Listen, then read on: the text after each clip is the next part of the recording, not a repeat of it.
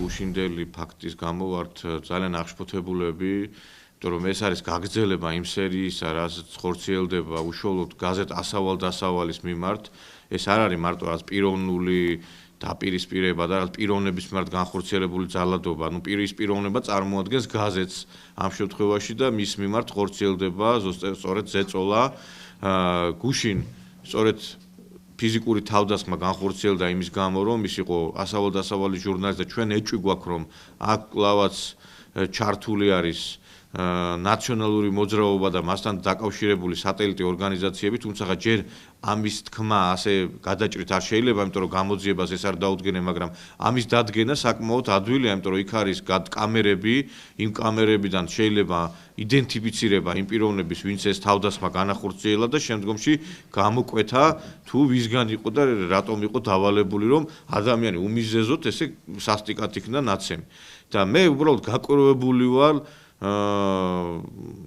ჯერ ერთი ჟურნალისტების გარკვეული რაღაცა ესეთი არასოლიდარული დამოკიდებულების, იცი რა, ნიუსის სხვა არის, რომ გაანიუსებ ინფორმაციას, მაგრამ პროტესტი სხვა არის. სხვათა შორის, როდესაც დაისვა ეს საკითხი, რომ ხო გაშუქთავ, გაშუქება, ეხლა ჩვენ რაღაც სირიაში და პალესტინაში რაღაცები რო ხდება, იმასაც ვაშუქებთ, მაგრამ პროტესტი არის სხვა რაღაცა, რომ გამოვდივარ და ვაპროტესტებ.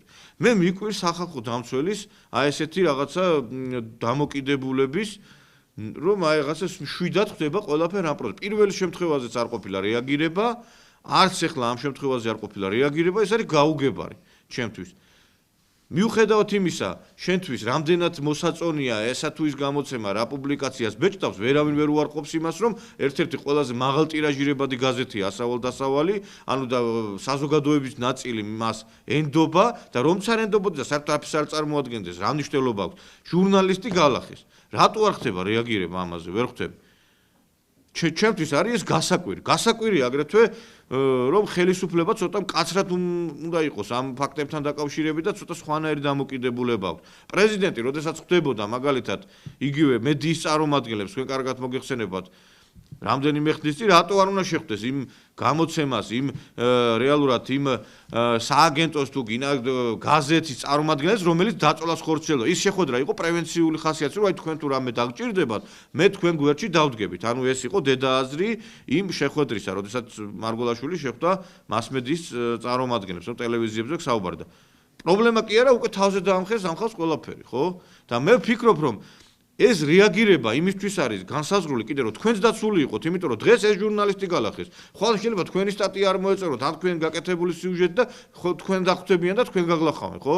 და ამიტომ ჩვენ თავს ვიცავთ ამითი, ხო? რეალურად, როდესაც გამოვდივარ და პროტესტს გამოვთქვამთ და მე ვფიქრობ, რომ ცოტა მკაცრად უნდა იყოს აქ გამოყენებული ყველა საშუალება, გამოძიებამ უნდა წარმართოს ეს ფაქტი ისე რომ გარკვეულწილად ერთი კითხვის ნიშანიც არ უნდა დარჩეს და მოუწოდებს სახალხო დამცველს ადეკვატური რეაგირებისაკენ ამ ფაქტის მიმართ. იმიტომ რომ მარტო ტაბულა და ნაციონალთან დაახლოებული საინფორმაციო საშუალებები არ არის მედია. მედია არის ყველა. მნიშვნელობა არ აქვს ამას, რა პოზიცია აქვს მას. და ქვეყანას დაანგრევდნენ რუსთავიორის ან ტაბულას ან რომელიმე სხვა ტელევიზიის ჟურნალისტი რო ყოფილიყო, ეხლა თქვენ წარმოგიდგენიათ რა მოხდებოდა. ჰამერბერგის წერილი იქნებოდა გამზადებული, შეიძლება შტეფან ფულე ჩამოსულიყო პირადად, რა მნიშვნელობა აქვს? მედიის წარმომადგენელია, ხო? და მე მოუწოდებ ყველას, რომ იგივე თქვენც აქ თხოვთ ჟურნალისტებს, იგივე სახალხო დამცველს, იგივე პრეზიდენტს, პრემიერს, რომ ეს ფაქტი არ დარჩეს ესე მიჩუმათებული და ამას მოყვეს ადეკვატური რეაგირება. მე გუში ველაპარაკე ბატონზაა სასტიკად არის ნაცემი რა, ხა რა არის, ვერ ხვდები, ხა შეიძლება ესეთი რაღაცა განმეორდეს, ესეთი რაღაცები. და არ არის დაზოული კიდე რაღაც ესეთი ფაქტი მოხდეს. ამიტომ ჩემი თხოვნა იქნება, რომ სოლიდარობა მარტო ის არ არის, რომ რაღაცა ჩვენ შეიძლება არ მოგწონდეს ვიღაცა, მაგრამ ეს არის რეალურად ის, რომ ხმას აღვიმაღლებთ აი ამ უკანონობის წინააღმდეგ, რაც ხორციელდება. ძალიან შეეჩვენენ ჟურნალისტებზე ხელის აღება. მნიშვნელობა არ აქვს ამას, ვინ იქნება ეს ჟურნალისტი. ჩვენ იგივენაირად გავაპროტესტებთ რაღაც ძალადობას ნებისმიერი ტელეკომპანიის მიმართ, ნებისმიერი გამოცემის მიმართ. მოგესალმებით, ნიკა მემანიშვილი, ახალგაზრდა უფლებადამცველთა ასოციაცია. ჩვენ რასაკვირველია აღშფოთებული ვართ მომხდარ ფაქტთან დაკავშირებით. მე მიმაჩნია, რომ ეს არის ძალიან დიდი პრობლემა დღევანდელ ვითარებაში და ეს პრობლემა არის გაცილებით მასშტაბური. მე მიმაჩნია, რომ ნაცმოძრაობა არის გადასული ერთგვარ პოლიტიკურ რევანშზე. ისინი აკეთებენ ყველაფერს იმისათვის, რომ კაცრად დასაჯონ ის პიროვნებები, ვინც მათ მიმართ კრიტიკულად იყვნენ დამოკიდებულები. ჩვენ კარგად გვახსოვს ასავალის და ასავალის ჟურნალისტის ცემა რამოდენიმე კვირის წინ და დღეს განმეორდა სამწუხაროდ ეს ფაქტი. მოუწოდებთ ხელისუფლებას, რომ იყვნენ ძალიან ყურადღებით, იყვნენ კაცრები, მით უმეტეს ისეთი მნიშვნელოვანი თემის ირგვლივ, როგორც არის ჟურნალისტის ცემა.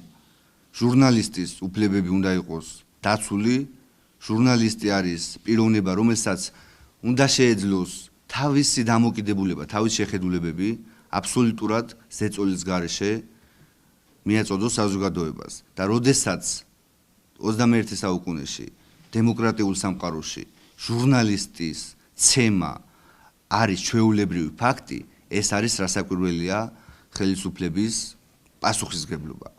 მე მიმაჩნია, რომ ნაციონალური მოძრაობის დამოკიდებულება, ნაციონალური მოძრაობა არის დღეს მიმართული იმისათვის, რომ ერთგვარი ქაოსი გამოიწვიოს, არეულობა გამოიწვიოს საზოგადოებაში, მათთვის მნიშვნელოვანია, რომ დაპირისპირებული ვითარება იყოს საზოგადოებაში და ამისათვის ისინი არიშურებენ თუნდაც იმას, რომ თავიანთ მიერ მართული არასამთავრობოები ძალიან დიდი თანხებით მოამარაგონ, ესე ვთქვათ, და მათმა თავიანთი მიზანი განახორციელონ, ცემონ თქვათ ჟურნალისტები და ის პიროვნებები, ვისაც მათ მიმართ განსხვავებული პოლიტიკური დამოკიდებულება ჰქონდათ თუნდაც წლების მანძილზე. ნაციონალური მოძრაობის ერთადერთი შანსი დღეს ხელისუფლებაში დაბრუნების ეს არის არეულობა, ქაოსი და დესტაბილიზაცია, იმიტომ რომ ჩვენ კარგად გვახსოვს ქართველმა ხალხმა მათ არჩევნების გზით უთხრა არა, ნაციონალური მოძრაობა წავიდა ხელისუფლებიდან და ერთადერთი შანსი მათთვის დღეს არის არეულობა, რომ დაუბრუნდნენ ხელისუფლებას. ეს მათ აწყობთ, ჩვენ ამასთან დაკავშირებით 2 თვის წინ ქონდა ჩვენი პოზიცია გამოხატული, ან პრაიმ ტაიმის ფურცლებიდან და ჩვენ მაშინ საუბრობდით, რომ ნაციონალურ მოძრაობას დაგეგმილი ქონდა თავიანთი მართული არასამთავრობოების მიერ, რომ ქაოსი და დესტაბილიზაცია გამოიწვიათ ქვეყანაში. თქვენ კარგად ხედავთ, რომ პროცესები დღეს მიდის ზუსტად ისე, როგორც ვივარაუდეთ მაშინ და ხელისუფლებას მოუწოდებთ, რასაკვირველია, რომ შესაბამისი ნაბიჯები გადადგან იმისათვის, რომ აი ესეთი ფაქტები აღკვეთონ. და რასაკვირველია, ვუერთდები ნიკოლოზ ჟავანაძის მოსაზრებას, რომელიც მე მიმაჩნია, რომ მედიაც უნდა იყოს სოლიდარული ისეთი მნიშვნელოვანი ყურადსაღები ფაქტების მიმართ, როგორც არის ჟურნალისტის ცემა. კიდევ ერთხელ ვიმეორებ, დღეს ჟურნალისტის ცემა ჩვენს ქვეყანაში არ უნდა იყოს დაუსჯელი. და მე დარწმუნებული ვარ, რომ ხელისუფლება გააკეთებს ყველაფერს იმისათვის, რომ ასეთი ფაქტები აღარ მოხდეს და თუ მოხდება, აუცილებლად იყოს შესაბამისი ნაბიჯები გადადგმული და ყველა ის პიროვნება უკაცრესად დასჯილი, რომ ეს პრევენციის სახით აღარასდროს აღარავინ არ გაბედოს ჟურნალისტების მიმართ ესეთი დამოკიდებულება გამოხატოს. მადლობთ. მოგესალმებით, ლაშა შუკაკიძე, მოძრაობა სოლიდარობა.